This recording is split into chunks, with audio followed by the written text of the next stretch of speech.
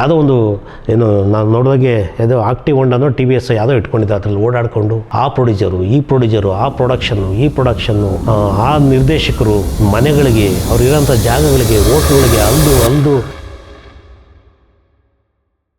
ನಮಸ್ಕಾರ ಸ್ನೇಹಿತರೆ, ಒಂದು ವ್ಯಕ್ತಿ ಬೆಳಿಬೇಕು ಅಂದರೆ ಅವನ ಹಿಂದೆ ಶ್ರಮ, ಶ್ರದ್ಧೆ, ಗುರಿ, ಉತ್ಸಾಹ, ಆ ಮೋಟಿವೇಶನ್ನು ದಣಿವರಿಯದೆ ದುಡಿಬೇಕು ಅಂತಾರಲ್ಲ, ಹಾಗೆ ಶ್ರಮ ಪಟ್ಟರೆ ಏನು ಬೇಕಾದರೂ ಸಾಧಿಸ್ಬೋದು, ಹೇಗೆ ಬೇಕಾದರೂ ಇರ್ಬೋದು ಅನ್ನೋದಕ್ಕೆ ನಾನು ನಮ್ಮ ಕನ್ನಡ ಚಿತ್ರರಂಗದ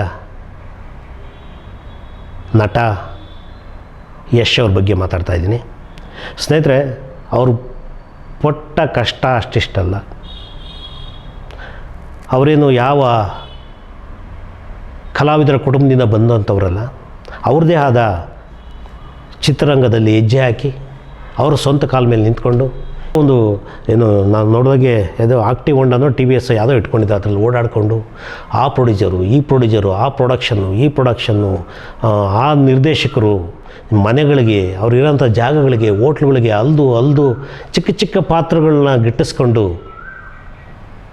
ಚಿಕ್ಕದಾಗಿ ಪಾತ್ರಗಳು ಮಾಡಿಕೊಂಡು ಆಮೇಲೆ ನಾಯಕ ನಟರಾಗಿ ಆಮೇಲೆ ಬೆಳೀತಾ ಇವತ್ತು ಇಡೀ ಭಾರತ ಚಿತ್ರರಂಗದ ಅಲ್ಲದೇ ಇಡೀ ಪ್ರಪಂಚಾದ್ಯಂತ ಯಶ್ ಅಂದರೆ ಯಾರು ಅಂತ ಗೊತ್ತಾಗೋ ಥರ ಆಗೋಯ್ತು. ಅದು ಒಂದು KGF ಇಂದ. ಇದಲ್ವ ಸಾಧನೆ ಅಂದರೆ, ಇದಲ್ವ ಗುರಿ ಅಂದರೆ. ಅದೇ ಹೇಳಿದ್ದು, ಒಬ್ಬ ಮನುಷ್ಯನಿಗೆ ಒಂದು ಹೇಮ್ ಇರಬೇಕು ಸ್ನೇಹಿತರೆ. ಸುಮ್ಮನೆ ಏನೋ ನಾವು ಬದುಕ್ತೀವಿ ಅಂತ ಬದುಕಬಾರ್ದಂತೆ, ಏನೋ ಒಂದು ಹೇಮ್ ಇಟ್ಕೊಂಡು ಬದುಕಬೇಕಂತೆ. ಅದು ಪ್ರಯತ್ನದಲ್ಲಿ ನಾವು ಸೋಲ್ಲೇಬಾರ್ದಂತೆ, ಆಗದಿದ್ದರೆ ಬೇಡ, ಪ್ರಯತ್ನ ಬಿಡಬಾರ್ದಂತೆ. ಆ ಸತತ ಪ್ರಯತ್ನದಿಂದ ಇವತ್ತು ಯಶ್ ಅವರು ಆ ಸ್ಥಾನದಲ್ಲಿದ್ದಾರೆ. ಮುಟ್ಟಕ್ಕಾಗದೇ ಇರೋಂಥ ಜಾಗದಲ್ಲಿ ಹೋಗಿ ನಿಂತಿದ್ದಾರೆ. ಅಂದರೆ ಸತ್ಯ ಇದು. ಸಾಮಾನ್ಯ ಜನರು ಮುಟ್ಟಕ್ಕಾಗತ್ತೆ ಅವ್ರನ್ನ? ಆಗಲ್ಲ. ಅವ್ರದ್ದೇ ಆದ ಸ್ಟೇಟಸ್ಸಿಗೆ ಬೇರೆ ಆಗಿದೆ. ನಾನು ಯಾಕೆ ಅವ್ರ ಬಗ್ಗೆ ಹೇಳಿದೆ ಅಂದರೆ ಸ್ನೇಹಿತರೆ, ಇವತ್ತು ಭಾರತ ದೇಶದಾದ್ಯಂತ ಯಶ್ ಅಂದರೆ ಯಾರು ಅಂತ ಎಲ್ಲ ಚಿತ್ರರಂಗದವರೆಗೂ ಗೊತ್ತಿದೆ. ಇಡೀ ಭಾರತ ದೇಶದಲ್ಲಿರ್ತಕ್ಕಂಥ ಚಿತ್ರರಂಗದವ್ರಿಗೆ ಯಶ್ ಅಂದರೆ ಯಾರು ಅಂತದ್ದು ಆಲ್ಮೋಸ್ಟ್ ಚಿತ್ರರಂಗಗಳಿಗೆ ಗೊತ್ತಿದೆ. ಆದರೆ ಅವರೀಗ ಶ್ರೀಮಂತಿಕೆಯಲ್ಲಿ ಅವರು ಕೂಡ ಒಬ್ಬರು.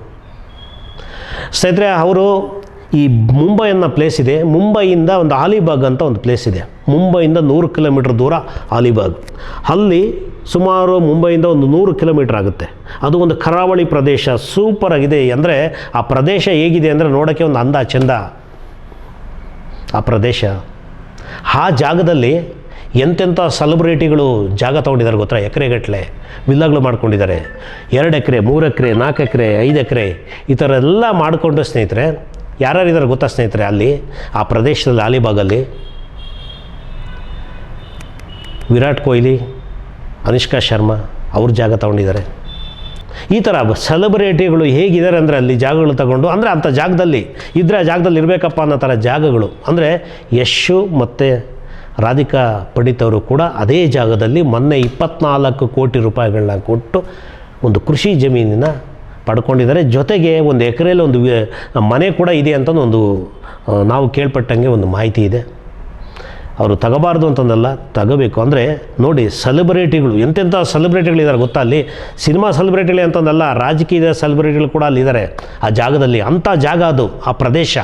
ಅಂದರೆ ಅದು ಶ್ರೀಮಂತರ ಪ್ರದೇಶ ಅಂತ, ಅದನ್ನು ಅಲಿಬಾಗ್ ಪ್ರದೇಶ ಅಂತಂಥವ್ರು ತಗೊಂಡು ಜಾಗಗಳು ಮಾಡಿ ಜಮೀನುಗಳು ಮಾಡಿಕೊಂಡು ಕೃಷಿ ಮಾಡಿಕೊಂಡು ಅಲ್ಲಿ ಒಂದು ಮನೆ ಕಟ್ಕೊಂಡು, ಅಂದರೆ ಪೀಸ್ಫುಲ್ಲಾಗಿ ಹೋಗಿ ಇರ್ಬೋದು.